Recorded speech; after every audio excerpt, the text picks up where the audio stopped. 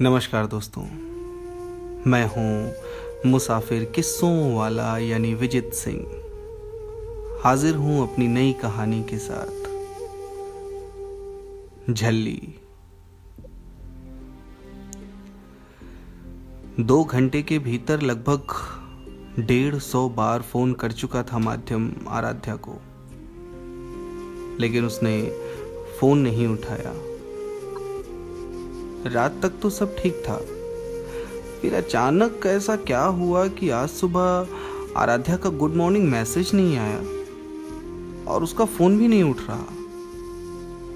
माध्यम बहुत परेशान था। उसने आराध्या की सभी सहेलियों को फोन किया, लेकिन वो कहीं नहीं मिली। उसके समझ में नहीं आ रहा था कि वो क्या करे। साहस जुटाकर उसने आराध्या के घर जाने का निर्णय लिया। वो इससे पहले कभी आराध्या के घर नहीं गया था। कई बार उसे घर के बाहर तक छोड़ के आया था, लेकिन अंदर जाने का साहस नहीं जुटा सका था। आज अजीब सी घबराहट थी उसके मन में कि वो आराध्या के पिताजी और माताजी को अपना परिचय किस रूप में देगा और आराध्या की इतनी फिक्र करने की वजह क्या बताएगा उन्हें। कुछ देर आराध्या के घर के प्रमुख दरवाजे पर शांत खड़ा रहा। फिर हिम्मत जुटाकर दरवाजा खटखटाया। अंदर से कोई आहट ना आने की दशा में उसने दरवाजे को हल्का सा धक्का दिया। दरवाजा खुल गया।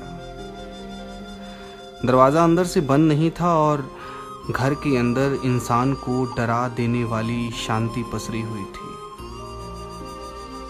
उसने फिर से घर के लोगों को बुलाया, उन्हें आवाज दी, लेकिन अंदर से कोई आवाज नहीं आई। वहां की शांति से माध्यम की धड़कन की रफ्तार 2 गुनी हो गई थी और वो कुछ ही मिनटों में पसीने से भीग गया था। बिना अनुमति किए वो घर के अंदर जाना नहीं चाहता था, लेकिन उसके पास कोई दूसरा विकल्प भी नहीं था। 2 कमरों में झांक कर देखा तो वहां कोई भी नहीं था। घर के सारे सामान उचित स्थान पर व्यवस्थित थे, जिससे ये तो स्पष्ट था कि घर में चोरी या डकैती नहीं हुई है।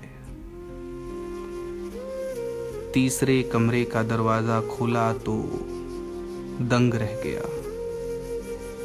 आराध्या बेसुध सी बिस्तर पर पड़ी थी।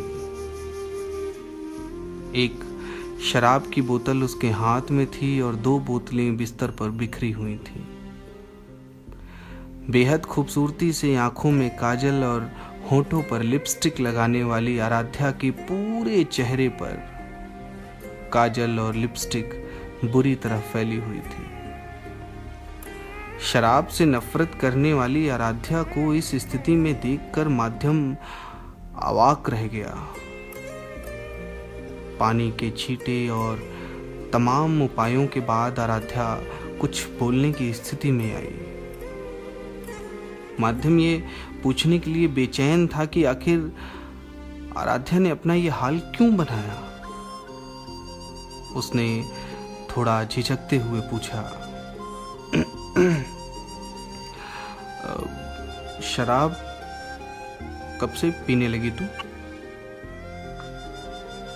आराध्या ने जवाब दिया, पहली बार पिया कल रात में। लेकिन क्यों? माध्यम ने परेशानी भरे स्वर में पूछा। क्योंकि तुम्हें बेवड़ी लड़कियां पसंद है ना, इसलिए। आराध्या ने लड़खड़ाती आवाज में जवाब दिया। चेहरे पर प्रश्नवाचक भाव लिए माध्यम ने पूछा, ये किसने बताया तुम्हें कि मुझे शराब पीने वाली यानी कि बेवड़ी लड़कियां पसंद हैं? आराध्या ने भरी हुई आंखों से कहा, कल रात पार्टी में तुम मुझे छोड़कर अपने बॉस की शराब पी हुई बेटी के साथ जिस तरह डांस कर रहे थे ना, उससे स्पष्ट है कि तुम्हें उसी तरह की लड़कियां पसंद हैं। अब मैं भी वैसी ही बनकर रहूंगी, वरना तुम मुझसे दूर चले जाओगे। आराध्या की बात सुनकर माध्यम किसी छोटे बच्चे की तरह पेट पकड़कर हंसने लगा। आराध्या का हाथ अपनी हाथों में लेकर उसने कहा, अरे दरअसल बॉस की बेटी को उसके दोस्तों ने कोल्ड ड्रिंक में शराब मिलाकर पिला दिया था। लोगों को ये बात पता ना चले, इसलिए बॉस के कहने पर मैंने उसे संभाल लिया। उसकी शराब की बदबू को मैं कैसे झेला हूं ये मैं ही जानता हूं, और तुम कह रही हो कि मुझे वैसी लड़कियां पसंद हैं। इतनी सी बात के लिए तुमने शराब पी ली? खुद का चेहरा देखो आईने में, पूरी झल्ली लग रही हो इस वक्त। माध्यम गीले कपड़े से आराध्या का चेहरा साफ कर रहा था और आराध्या उससे झल्ली का मतलब पूछ रही थी, और उसी बीच प्रेम उन दोनों के बीच एक नई परिभाषा गढ़ रहा था।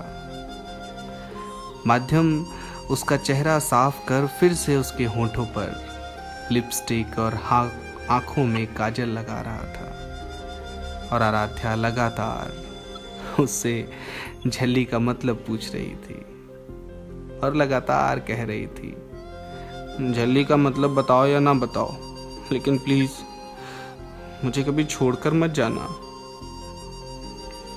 थोड़ी देर पहले तक डरावने से लगने वाले घर का हर एक कोना प्रेम से महक रहा था। मुसाफिर किस्सों वाला की आज की पोटली यहीं खाली होती है। जल्दी ही मिलेंगे फिर किसी नई कहानी के साथ। तब तक के लिए विजित सिंह यानी मुसाफिर किस्सों वाला का विदा।